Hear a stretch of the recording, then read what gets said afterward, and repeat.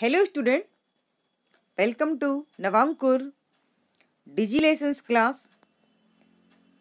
मैं इसी में साथ सोशल साइंस में एक नया टॉपिक लेकर आपके बीच उपस्थित हूँ। तो स्टूडेंट्स, आज हम पढ़ेंगे विश्व के सम्मुख प्रमुख चुनौतियाँ। मीन्स आज का जो हमारा टॉपिक है वह है विश्व के सम्मुख प्रमुख चुनौतियाँ। मीन्स इस समय पूरी दुनिया में यानी कि विश्व के सामने कौन कौन सी चुनौतियाँ हैं जिनका सामना पूरी दुनिया कर रही है यानी कि विश्व कर रहा है। तो आइए हम शुरुआत करते हैं पर्यावरण से। पर्यावरण होता क्या है, पहले हम ये जान लेते हैं कि पर्यावरण क्या है, और फिर हम यह जानेंगे कि पर्यावरण को कौन कौन सी चीज़ें नुकसान पहुंचा रही हैं। तो पहले तो हम ये जानें कि पर्यावरण होता क्या है। पर्यावरण दो शब्दों से मिलकर बना है, परि प्लस आवरण। परि प्लस आवरण, तो परि का अर्थ है चारों ओर से, आवरण का अर्थ है घेरे हुए, अर्थात वह आवरण जो हमें चारों ओर से घेरे हुए है पर्यावरण कहलाता है। मीन्स पर्यावरण क्या है, जैसा कि मैंने आपको बताया कि परि प्लस आवरण। परि मीन्स होता है चारों ओर से और आवरण का अर्थ होता है घेरे हुए, मतलब ऐसा वातावरण या वह आवरण जो हमें चारों ओर से घेरे हुए है उसे हम पर्यावरण कहते हैं। यानी हमारे आसपास की जो चीज़ें हैं वह सब पर्यावरण के अंतर्गत आती हैं। पर्यावरण अनेक कारकों का सम्मिश्रण है, यानी कि पर्यावरण, जैसा कि मैंने आपसे कहा कि हमारे आसपास की सभी चीज़ें उसमें शामिल हैं, तो वही बात यहाँ पर लिखी है कि पर्यावरण अनेक कारकों का सम्मिश्रण है।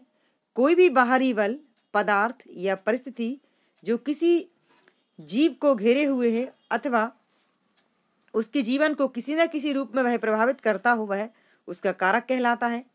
पर्यावरण के विभिन्न कारकों को हम मुख्य रूप से दो भागों में बांट सकते हैं। नंबर एक है जैविक कारक। तो जैविक कारक के अंतर्गत आते हैं पेड़ पौधे, जीव जंतु, सूक्ष्म जीव यानी कि छोटे छोटे से जीव और आदि। और नंबर दो है अजैविक कारक, यानी एक तो हो गए जैविक कारक और दूसरा है अजैविक कारक। अजैविक कारक में आते हैं आपके जल, खनिज, मृदा, वायु, सौर ऊर्जा आदि। तो इस तरह पर्यावरण के जो मुख्य कारक हैं वह दो प्रकार के होते हैं, एक जैविक और एक अजैविक। तो इस तरह पर्यावरण मीन्स वह आवरण जो हमें चारों ओर से घिरे हुए हमारे आसपास का वातावरण को ही हम पर्यावरण कहते हैं। अब हम बात करेंगे प्रदूषण के प्रकार की। प्रदूषण का प्रकार यानी कि प्रदूषण कितने प्रकार के होते हैं। वैसे तो आप सबने सुना होगा प्रदूषण के बारे में, लेकिन मुख्य रूप से जो प्रदूषण है वो जल प्रदूषण, वायु प्रदूषण और ध्वनि प्रदूषण होते हैं। इस तरह तो हम यहाँ पर इन सभी प्रदूषण के बारे में आज के इस वीडियो में जानने की कोशिश करेंगे। सबसे पहले हम जानेंगे कि जल प्रदूषण होता क्या है। जल मीन्स होता है पानी, और पानी का प्रदूषण किस प्रकार से होता है। जल ही जीवन है। प्रकृति ने मानव को सतही एवं भूमिगत जल में असीमित जल के भंडार दिए हैं। आप सभी ने सुना होगा, पढ़ा होगा कि जल ही जीवन है, मतलब पानी ही जीवन है। अगर जल नहीं है तो कल नहीं है, ऐसा भी कहा जाता है। तो जल जीवन है।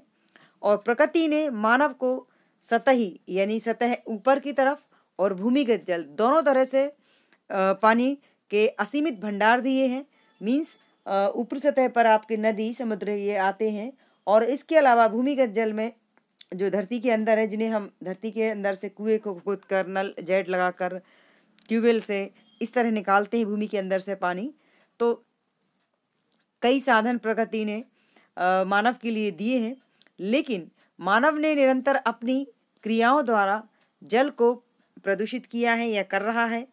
जल प्रदूषण वह स्थिति है जिसमें जल के भौतिक, रासायनिक तथा जैविक गुणों में नकारात्मक परिवर्तन हो जाता है। यानी कि जल प्रदूषण क्या है, तो जल प्रदूषण वह स्थिति होती है जिसमें जल के भौतिक, रासायनिक तथा जैविक गुणों में नकारात्मक परिवर्तन होता है, यानी कि बदलाव हो जाता है, तथा जल मानव समुदाय तथा जीव जंतु व वनस्पति जगत पर अपना हानिकारक प्रभाव डालने लगता है। तब हम उसे कहते हैं कि यह जल प्रदूषित हो गया, यानी कि यह जल प्रदूषण है। जैसा कि आप यहाँ चित्र में भी देख सकते हैं स्टूडेंट कि किस तरह जल को प्रदूषित किया जा रहा है। यहाँ पर आप देख सकते हैं इस चित्र में एक महिला कपड़े धो रही है, कुछ लोग इसमें नहा रहे हैं, तैर रहे हैं, गाय इस गाय वगैरह हैं, जो जानवर हैं, वह भी पानी के अंदर है और यहाँ पाइप से पानी छोड़ा जा रहा है। तो इस तरह हम इस चित्र को देखकर ये कह सकते हैं कि ये पानी को एक तरह से प्रदूषित किया जा रहा है, उसे गंदा किया जा रहा है। कैसे कि पानी में नहाने से, उसमें कपड़ों धोने से उसकी जो गंदगी जा रही है वह है, और जानवर उसके अंदर है। तो इस तरह पानी को प्रदूषित किया जा रहा है, जो कि नहीं करना चाहिए। अब हम बात करेंगे जल प्रदूषण के स्रोत, यानी कि जल प्रदूषण किन किन स्रोतों से होता है या किन कारणों से होता है। तो नंबर 1 है प्राकृतिक स्रोत और नंबर 2 है मानव स्रोत। इन दो स्रोतों से जल प्रदूषित होता है, यानी कि जल का प्रदूषण होता है। प्राकृतिक स्रोत यानी कि प्राकृतिक साधन जिनसे जल प्रदूषित होता है। तो कुछ प्राकृतिक पदार्थ भी जल को प्रदूषित करते हैं। इनमें विभिन्न गैसें, मृदा, खनिज, वनस्पति, मृत जीव जंतु आदि हैं। मृदा अपरदन से भी जल प्रदूषित होता है। मीन्स एक तो यह है कि मानव जल को प्रदूषित करता है, दूसरा प्रकृति के द्वारा भी कभी कभी जल प्रदूषित होता है। जैसा कि यहाँ पर बताया गया है कि मृदा, गैसें, खनिज, वनस्पति, मृत जीव जंतु यह जल को प्रदूषित करते हैं। और मृदा के अपरदन से भी जल प्रदूषण होता है, यानी कि धरती के अंदर से जो गैसें निकलती हैं वह पानी को गंदा करती हैं। मिट्टी, खनिज पदार्थ, पेड़ पौधे और कभी कभी जो जीव जंतु मर जाते हैं, वो जो पानी में बहा दिए जाते हैं, किसी कारणवश उसमें गिर जाते हैं, तो इससे भी पानी गंदा हो जाता है। और जो मृदा का अपरदन होता है, मिट्टी का अपरदन होता है, मिट्टी का कटाव होता है, वह भी पानी को गंदा करता है। तो ये प्राकृतिक स्रोत है जिनसे कि जल गंदा होता है, यानी कि पानी प्रदूषित होता है। दूसरा है मानव स्रोत, यानी कि मानव किन किन कारणों से जल को प्रदूषित करता है।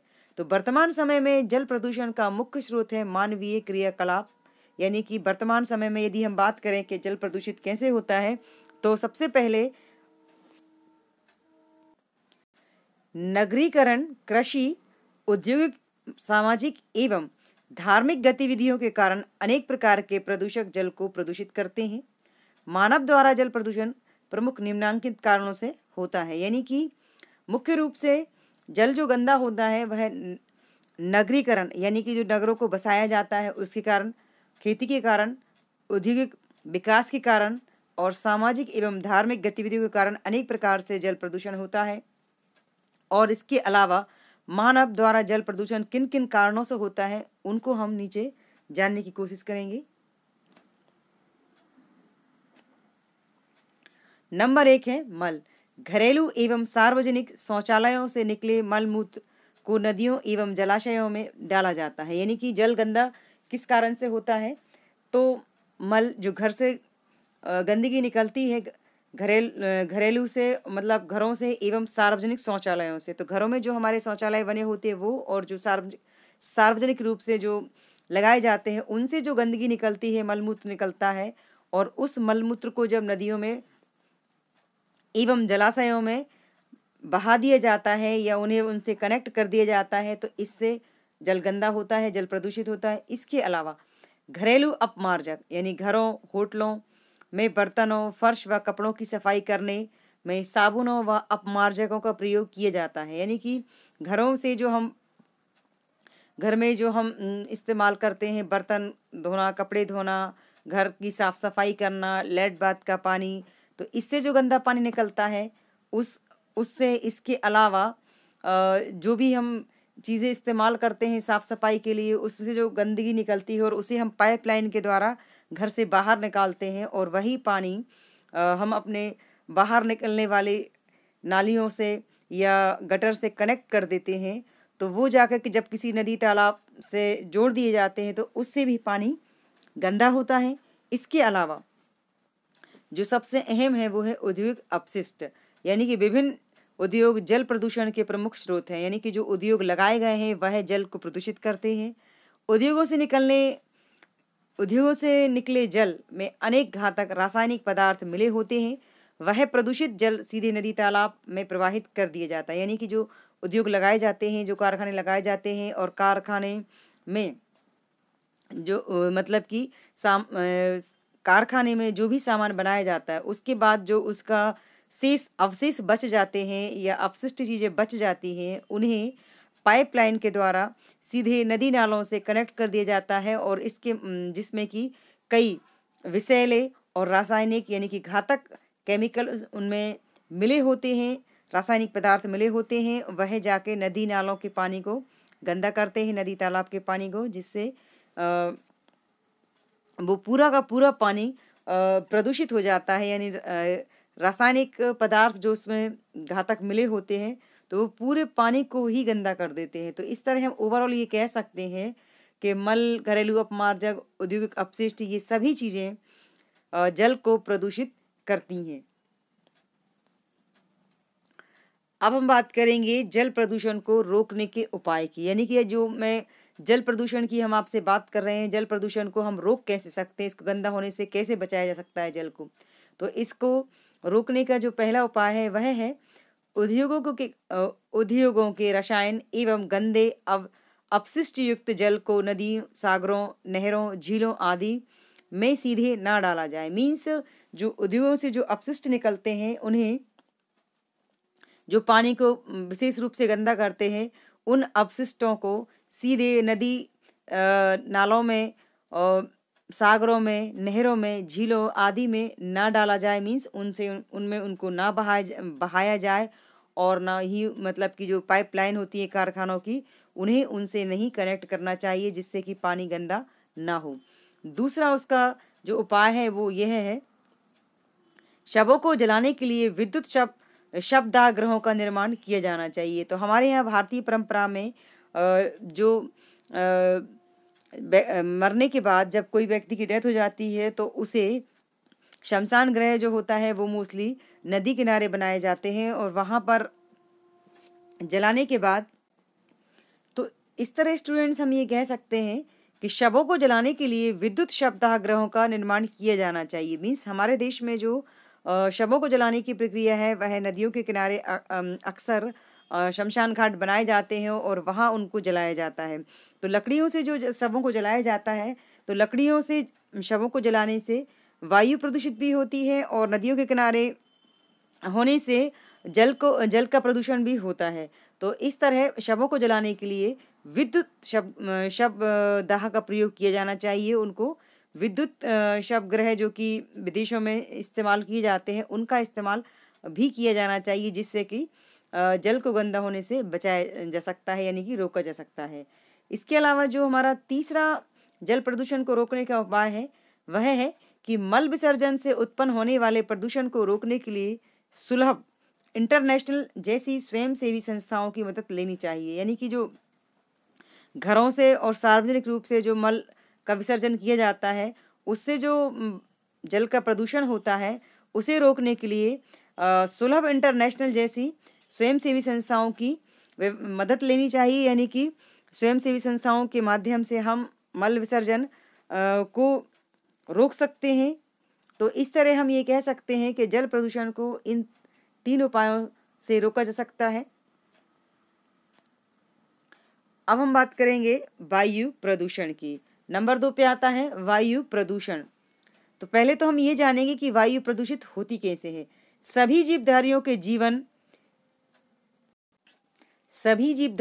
जीवन के लिए वायु आवश्यक है। ये तो हम सभी जानते हैं स्टूडेंट्स कि सभी जीवधारी, चाहे मनुष्य हो चाहे जीव जंतु हो, सभी के लिए वायु आवश्यक है। बिना हवा के हमारा जीवन संभव नहीं है। वायुमंडल में अनेक प्रकार की गैसें पाई जाती हैं, जैसे कि ऑक्सीजन, कार्बन डाइऑक्साइड, नाइट्रोजन। ये गैसें एक निश्चित मात्रा व अनुपात में पाई जाती हैं। गैसों के इस अनुपात में थोड़ा सा भी परिवर्तन वायुमंडल की संपूर्ण व्यवस्था को प्रभावित करता है, जिसका सीधा प्रभाव जीव जगत पर पड़ता है। प्राकृतिक एवं मानवीय कारणों से वायु के दूषित होने की प्रक्रिया को हम वायु प्रदूषण कहलाती है। तो इस तरह हम ये कह सकते हैं कि मानव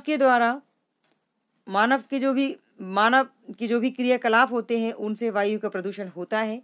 यहाँ पर हम देख सकते हैं इस चित्र के माध्यम से, जहाँ पर यह बताया गया है कि उद्योगों से निकलने वाली, उद्योगों में जो चिमनियाँ लगाई जाती है, उनसे जो धुआं निकलता है, उससे वायु का प्रदूषण होता है। वाहन जो भी चलते हैं, चाहे सड़कों पर चलें, चाहे ट्रेन चलें, चाहे हवाई जहाज चलें, चाहे मोटर वाहन चले, उनसे जो धुआं निकलता है उनसे भी वायु का प्रदूषण होता है। और वायुमंडल में जो गैसें पाई जाती हैं, अगर उनका अनुपात में थोड़ा सा भी परिवर्तन हो जाए तो भी वायु उसको मतलब उसका असर पड़ता है। तो इस तरह धुएं से वायु का प्रदूषण होता है। और जो वाहन चलते हैं और वाहनों से जो धुआं निकलता है उससे भी वायु प्रदूषित होती है। अब हम बात करेंगे वायु प्रदूषण के कारण की। तो वायु प्रदूषण के दो कारण हैं, एक है प्राकृतिक कारण और नंबर 2 है मानव जनित कारण। तो हम पहले जानेंगे प्राकृतिक कारण। वायु प्रदूषण प्राकृतिक कारणों से भी होता है, जैसे कि ज्वालामुखी के फटने पर उसमें से निकलने वाले गैसें, धुआं, चट्टान के टुकड़े, राख आदि हवा में मिलकर वायु प्रदूषण करती हैं। यानी कि प्राकृतिक जो वायु प्रदूषण होता है वो कैसे होता है, कई बार ज्वालामुखी फटती है तो ज्वालामुखी के फटने से उसमें निकलने वाली धुआं, गैसें, राख ये सभी वायु को प्रदूषित करते हैं। तो इसके अलावा दूसरा जो कारण है वो है मानव जनित कारण, यानी कि मानव के द्वारा वायु का प्रदूषण। तो वायु प्रदूषण प्रमुख मानव जनित कारण इस प्रकार है, यानी कि मानव किन किन कारणों से वायु को प्रदूषित करता है। तो वो है नंबर 1 वाहनों द्वारा। वायु प्रदूषण का सबसे बड़ा कारण वाहनों से निकलने वाला धुआं है। इस धुएं में विभिन्न प्रकार की जहरीली गैसें होती हैं जो वायु को प्रदूषित करती हैं। यानी कि वाहनों से जो धुआं निकलता है उससे वायु का प्रदूषण होता है, क्योंकि उस धुएं में जहरीली गैसें होती हैं। दूसरा उद्योगों के द्वारा, उद्योगों की जो चिमनियां हैं उनसे निकलने वाली विषैली गैसें, रासायनिक उर्वरक, कारखानों द्वारा छोड़े जाने वाले प्रदूषक जैसे अमोनिया, हाइड्रोकार्बन आदि के कारण भी वायु का प्रदूषण होता है। तो उद्योगों यानी कि कारखानों से की जो चिमनियां होती हैं उनसे जो धुआं छोड़ा जाता है या निकलता है, उसमें चूंकि रासायनिक उर्वरक मिले होते हैं, उसके कारण भी वायु का प्रदूषण होता है। इसके अलावा तीसरा कारण है घरेलू कार्यों के द्वारा। तो घरेलू कार्यों जैसे कि भोजन पकाना, पानी गर्म करना आदि में कोयला, लकड़ी, मिट्टी का तेल, कृषि अपशिष्ट पदार्थों आदि का ईंधन के रूप में प्रयोग किया जाता है। इनके जलाने से उत्पन्न धुआं वायु को प्रदूषित करता है। यानी घरेलू कार्यों द्वारा कैसे वायु का प्रदूषण होता है, तो घरों में जो भोजन पकाने के लिए चूल्हा जलाया जाता है, पानी गर्म करने के लिए चूल्हा जलाया जाता है, उसमें जो लकड़ी जलती है उसमें हानिकारक गैसें निकलती हैं, उससे वायु का प्रदूषण होता है। मिट्टी के तेल का इस्तेमाल होता है और खेती के जो अपशिष्ट पदार्थ बच जाते हैं उनका उपयोग भी मानव ईंधन के रूप में करता है। तो इन सभी को जलाने से वायु का प्रदूषण होता है। इनमें धुआं निकलता है और धुआं में जहरीली गैसें होती हैं। तो इस तरह हम ये कह सकते हैं कि इन 3 कारणों की वजह से वायु का प्रदूषण होता है। अब हम बात करेंगे वायु प्रदूषण के प्रभाव की। तो वायु प्रदूषण का प्रभाव, यानी कि वायु प्रदूषण का प्रभाव क्या पड़ता है। तो वायु प्रदूषण का सर्वाधिक प्रभाव मनुष्य के श्वसन तंत्र पर पड़ता है। यानी कि जो उसकी सांस जिससे वह सांस लेता है उस श्वसन तंत्र पर ही उसका सबसे अधिक प्रभाव पड़ता है व्यक्ति का। प्रदूषित वायु के कारण श्वास संबंधी विभिन्न प्रकार के रोग जैसे कि अस्थमा, तपेदिक, फेफड़ों का कैंसर आदि हो जाते हैं। यानी कि सर्वाधिक अगर किसी के ऊपर प्रभाव पड़ता है तो मानव के ऊपर ही पड़ता है। और मानव के किस अंग पर पड़ता है, श्वसन अंग पर पड़ता है, यानी कि श्वसन तंत्र पर पड़ता है। और इसके कारण व्यक्ति को कई प्रकार के सांस लेने संबंधी रोग हो जाते हैं। फॉर एग्जाम्पल जैसे मैंने बताया, तपेदिक मीन्स टीबी, फेफड़ों का कैंसर, अस्थमा आदि प्रकार के रोग वायु प्रदूषण के कारण व्यक्ति को हो जाते हैं। अब हम बात करेंगे वायु प्रदूषण रोकने के उपाय, मीन्स हम वायु प्रदूषण को कैसे रोक सकते हैं। तो वायु प्रदूषण आज एक भीषण समस्या बन चुकी है। यानी कि वायु का जो प्रदूषण है ये दुनिया में एक बहुत बड़ी समस्या बन चुकी है वर्तमान में। शुद्ध वायु के अभाव में मानव जीवन असंभव है। यानी कि शुद्ध वायु में मानव का जीवन असंभव सा है आज के समय में। कि उसे शुद्ध वायु मिले ऐसा कहना संभव नहीं है। अतः वायु प्रदूषण को रोकने के लिए निम्नलिखित उपाय किए जाने चाहिए जिनसे कि वायु प्रदूषण को कुछ हद तक रोक सके। नंबर 1 है उद्योगों में चिमनियाँ अत्यधिक ऊंची बनाई जाए, तथा प्रदूषण नियंत्रक बोर्ड से निरीक्षण कराया जाए। यानी कि वायु प्रदूषण को रोकने का जो पहला उपाय है वो यह है कि जो कारखाने बनाए जाते हैं, कारखानों में जो चिमनियाँ लगाई जाती हैं उन्हें बहुत अधिक ऊंचाई पर लगाया जाए ताकि वायु का प्रदूषण ना हो। दूसरा जो इसका उपाय है वह है कच्चे कोयले व कच्ची लकड़ियों की जलाने पर प्रतिबंध लगाया जाए। घरों में और खाना बनाने के लिए, पानी गर्म करने के लिए और शवदाह जलाने के लिए जो लकड़ियों का इस्तेमाल होता है, लकड़ी जो जलाए जाते हैं, कोयला, लकड़ी, तो इनसे जो धुआं निकलता है उसमें जहरीली गैसें होती हैं जिससे कि वायु का प्रदूषण होता है, तो इस पर रोक लगनी चाहिए। इसके अलावा खुले सीवेज आदि को भी बंद किया जाए, यानी कि जो खुले सीवेज होते हैं जिनसे जहरीली गैसें निकलती है उसको भी बंद किया जाए। और इनके अलावा जो चौथा कारण है वह है जनमानस में जागरूकता लाई जाए तथा वनों को काटने से रोका जाए। सबसे मोस्ट इम्पोर्टेंट कारगर जो उपाय है वह यह है कि वनों को काटने से रोका जाए। मीन्स जो वर्तमान समय में मानव अपने स्वयं के मतलब के लिए, स्वयं की स्वार्थ के लिए जो जंगलों को काट रहा है, लकड़ियों को, वनस्पतियों को काटता है, वह ना काटे। उसको जंगलों के कटने से भी वायु का प्रदूषण हो रहा है और जब तक वायु शुद्ध नहीं मिलेगी तो मानव का जीवित रहना भी असंभव सा हो जाएगा। प्रभावी कानून बनाया जाए। सबसे कारगर उपाय है वह है कानून। तो वायु प्रदूषण को रोकने के लिए सख्त और प्रभावी कानून सरकार के द्वारा बनाए जाने चाहिए। तो इस तरह हम ये कह सकते हैं कि ये जो कारण हमने वायु प्रदूषण को रोकने के बताए हैं, इन्हें कुछ प्रयोग करके कुछ हद तक वायु को प्रदूषित होने से बचाया जा सकता है। अब हम बात करेंगे सबसे अंत में ध्वनि प्रदूषण की। ध्वनि मीन्स आवाज। तो शोर एक अवांछित ध्वनि है। मीन्स पहले तो हम ये जाने कि ध्वनि प्रदूषण होता क्या है।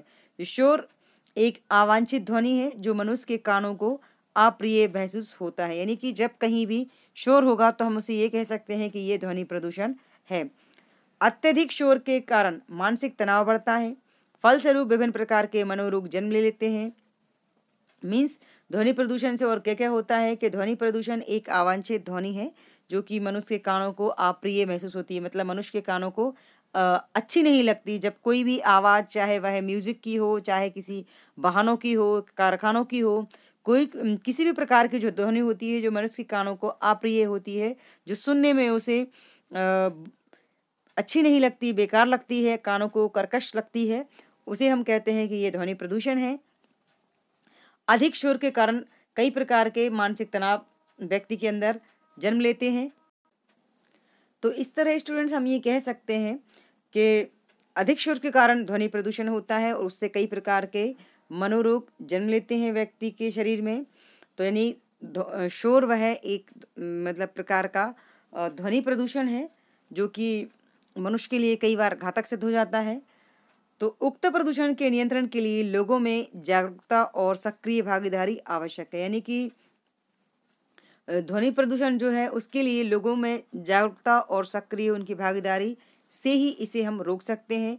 ओवरऑल हम ये कह सकते हैं चाहे वायु प्रदूषण हो, चाहे जल प्रदूषण हो, चाहे ध्वनि प्रदूषण हो, किसी तरह का भी प्रदूषण हो, इसके लिए लोगों में जागरूकता बहुत ज़रूरी है। कुछ लोगों की अपनी जागरूकता और कुछ सरकार की भागीदारी से इन प्रदूषण को रोका जा सकता है। Thanks for watching.